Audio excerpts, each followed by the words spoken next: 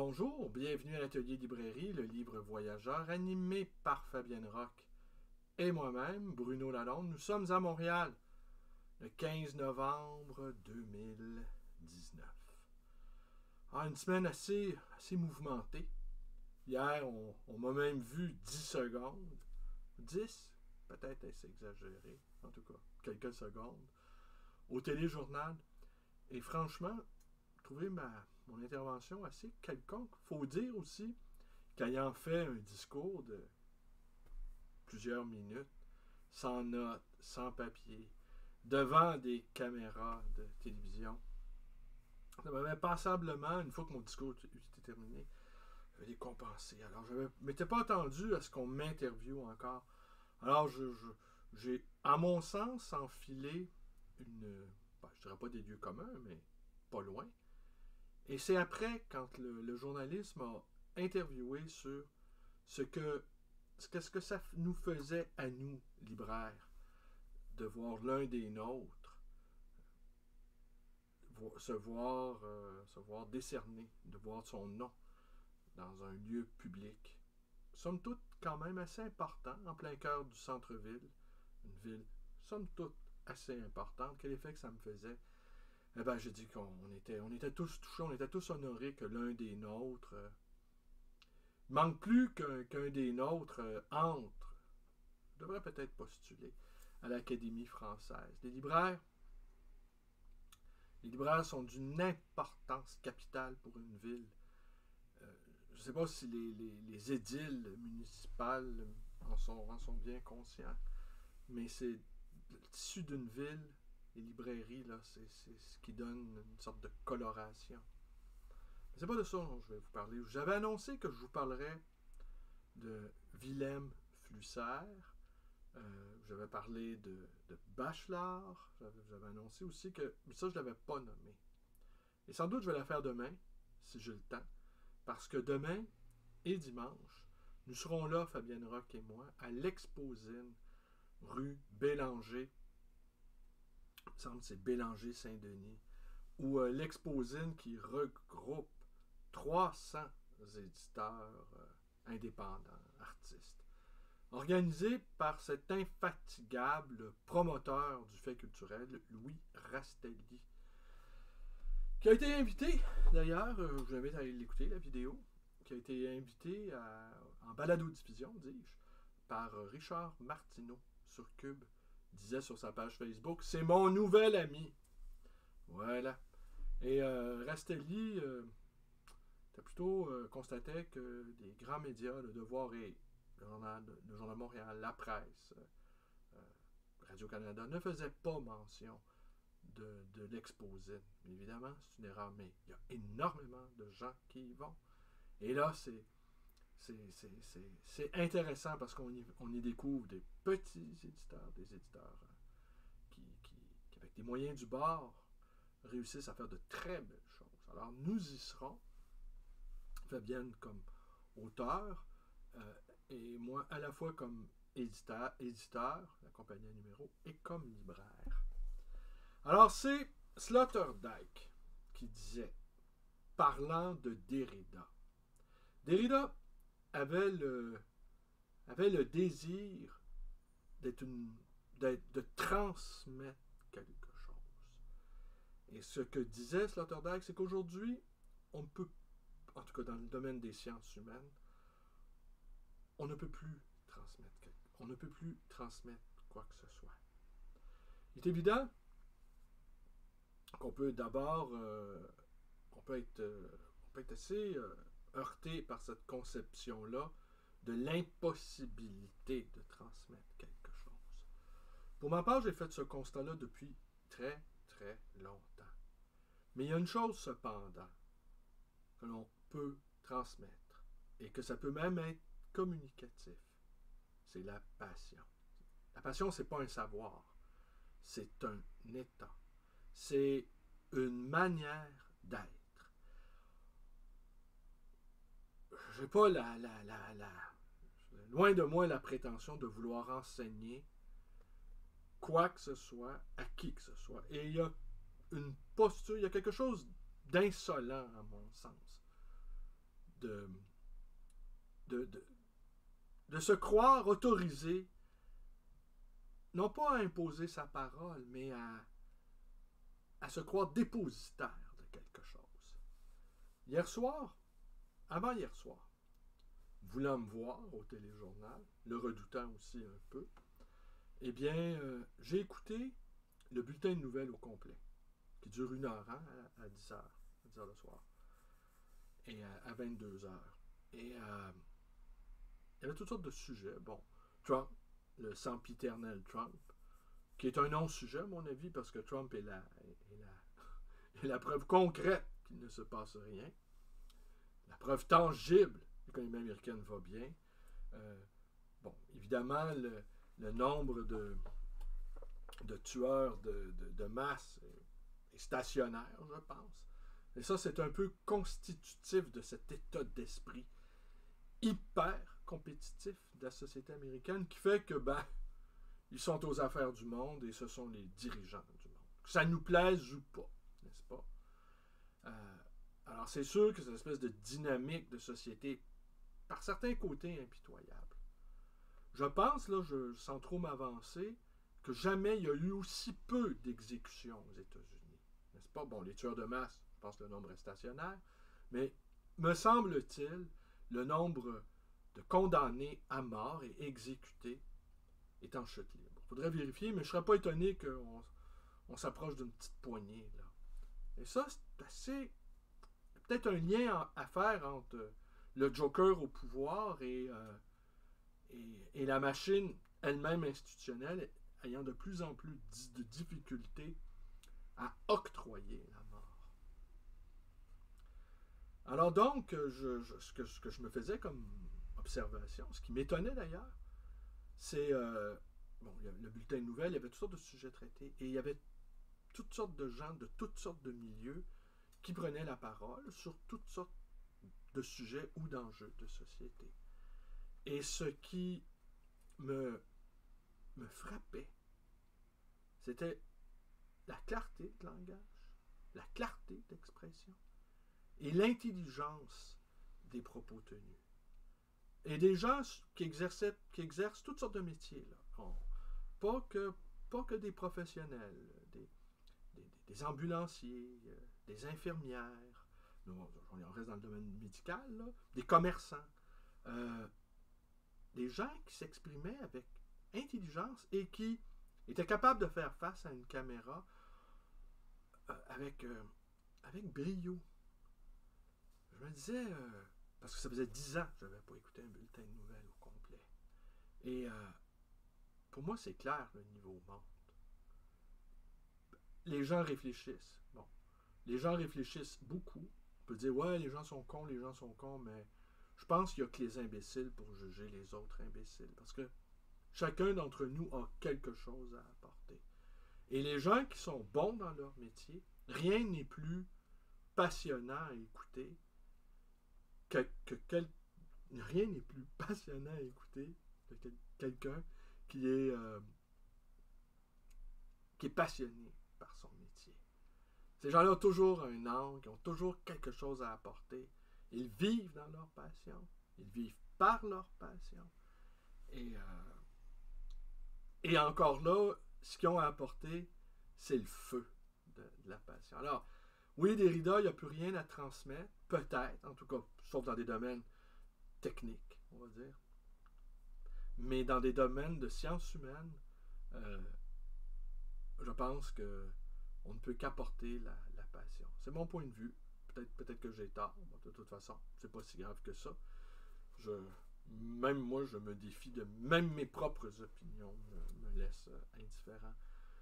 Mais d'après Sloterdijk, Derrida souffrait beaucoup de ça, de cette brisure-là de transmission, que lui avait toujours un effort perpétuel de reprendre le dialogue avec les grandes œuvres et de les transmettre à un éventuel lectorat.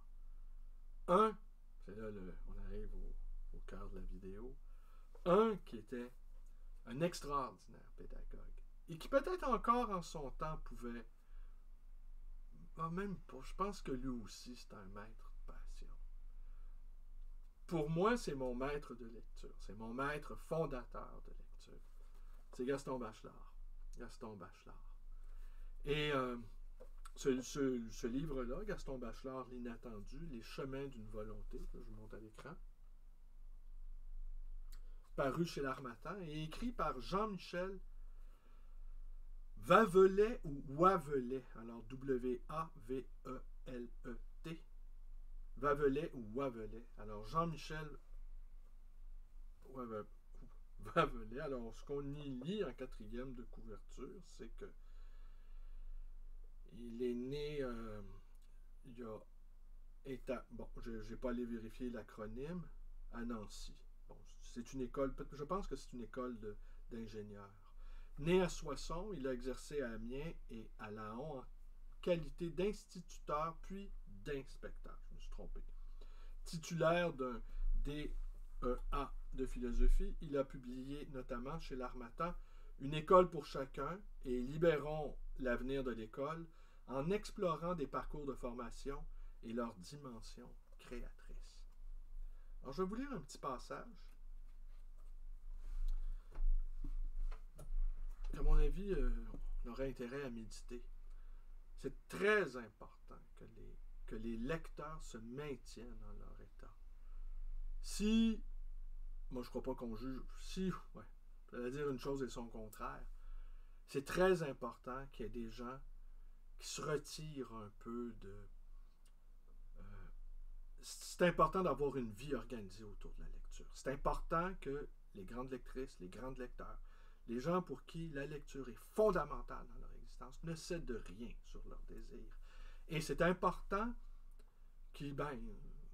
quand on consacre beaucoup d'heures dans une semaine à la lecture, c'est évident, on ne peut pas être un accro à des téléséries, par exemple.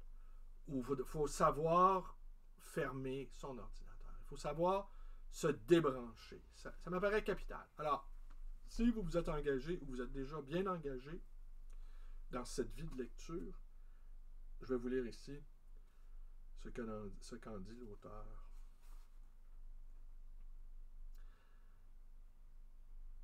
La philosophie du repos est le contraire du laisser-être ou du laisser-vivre, c'est la vie réglée.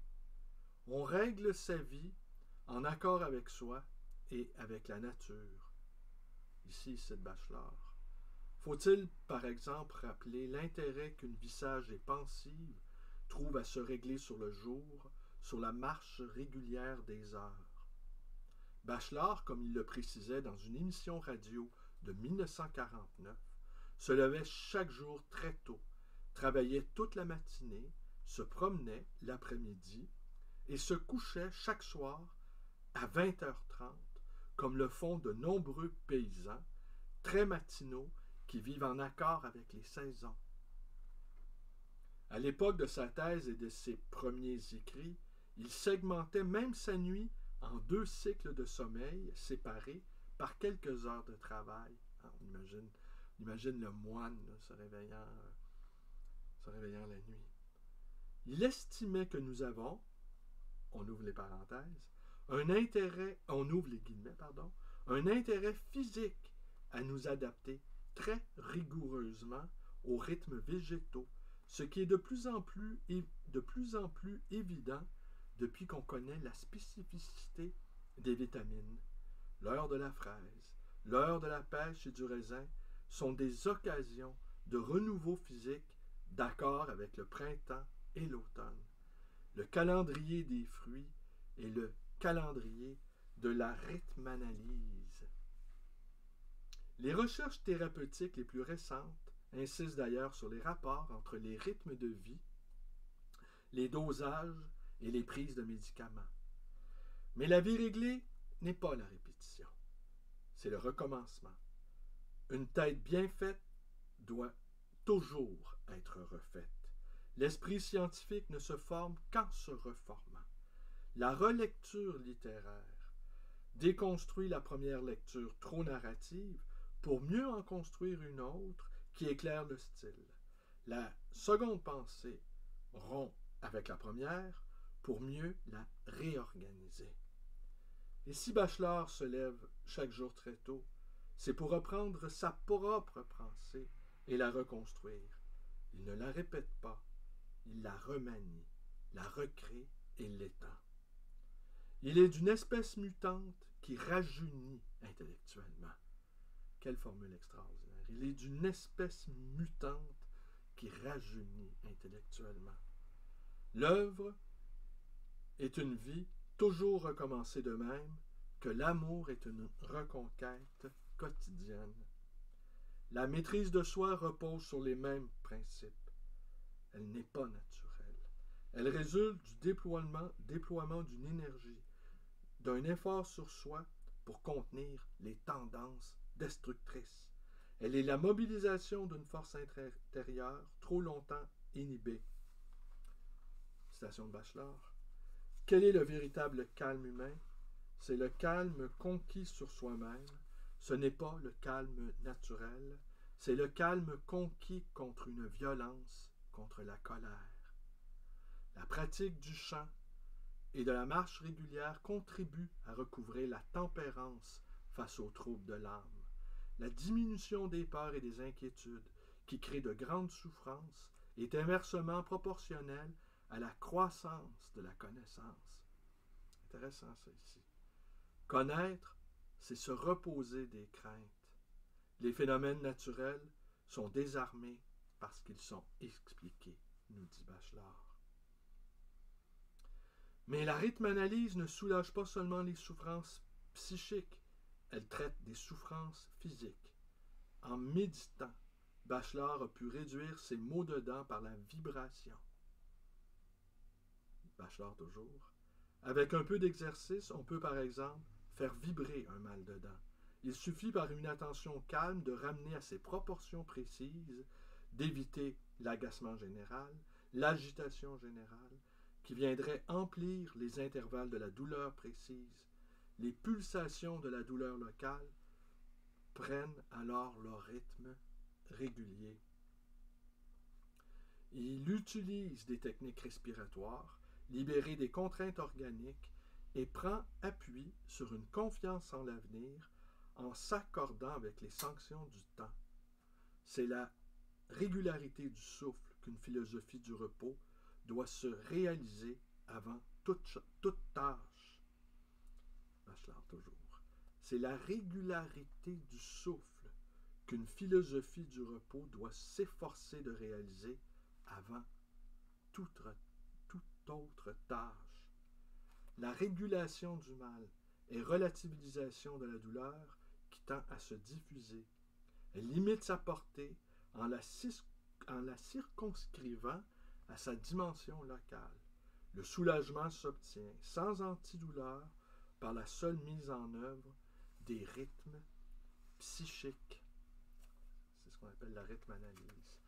Alors écoutez, je saurais trop vous conseiller cette lecture. Je ne saurais trop vous conseiller aussi de créer chez vous un espace.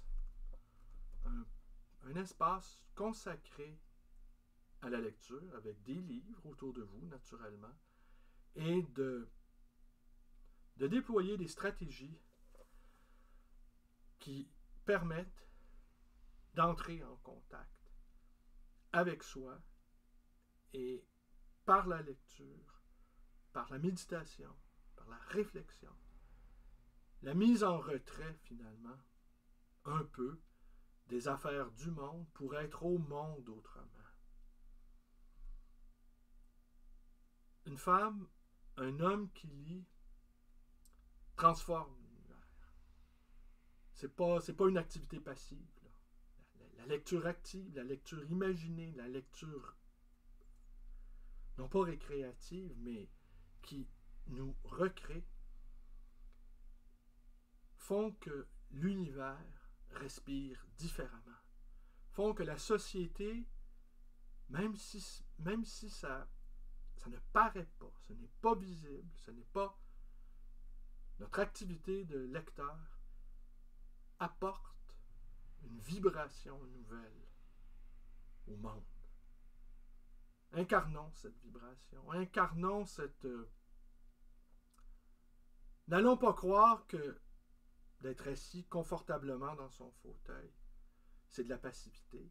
N'allons pas croire que cette mise en retrait volontaire, parce que de toute façon, on ne peut être éternellement assis dans son fauteuil, notre vie active nous appelle, il faut payer nos factures, il faut être en contact avec les autres.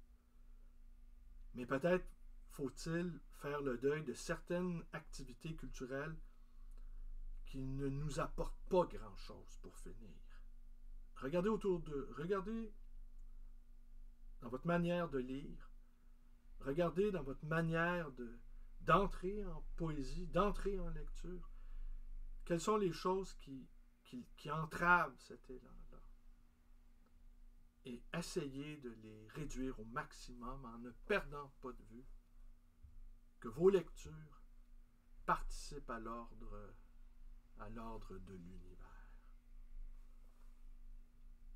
Merci, bonne journée à tous. Peut-être demain, si j'ai le temps, à cause de l'exposine, peut-être n'aurai-je pas le temps, mais peut-être demain, je vais vous parler de l'auteur, l'autrice, peut-être je finirai par m'y faire, qui a le plus compté pour moi. Je sais, ceux qui suivent mes vidéos, ils savent, vous savez c'est qui. Mais on dit tellement de conneries sur elle, c'est incroyable. Elle que moi, je mets sur le même pied d'égalité que Freud, Marx et Rimbaud. Vous voyez? Alors, on y va franchement. Hein? Elle a, par son écriture, par son intelligence, par sa réflexion, elle a changé l'ordre du monde. Vraiment, elle, dans son cas. Pas juste en lisant, mais c'est une sacrée lectrice aussi. On va essayer de voir qu'est-ce qui est en œuvre dans cette... Pourquoi sa vie privée prend tant d'importance? Et pourquoi on se sert de sa vie privée, qui est somme toute une vie privée, j'allais dire banale, là. Une vie privée pratiquement comme toutes nos vies privées à nous, avec, oui, quelques coups d'éclat ici et là, mais rien d'exceptionnel. Mais pourquoi sa vie privée on se sert de sa vie privée pour faire obstacle à la lecture de ces livres, qui sont majeurs. Faudrait bien que j'aille vérifier. Je ne me suis jamais donné la peine de le faire. C'est sûr. Je vais aller vérifier d'ailleurs avec ces merveilleux outils que sont Google. Je vais aller vérifier les liens de Bachelard et avec cet auteur-là. Est-ce qu'il l'a lu? Qu'est-ce qu'il en a pensé? Je ne me rappelle pas d'avoir jamais lu aucune citation de Bachelard en faisant mention. Mais Bachelard est un lecteur d'une telle envergure, c'est un omni-lecteur, que je ne serais pas étonné qu'il l'ait fait. Mais ça aura simplement échappé à mon attention. Il y a tellement de choses qui échappent à mon attention. Je vous remercie d'être avec moi. Portez-vous bien et bonne journée à tous.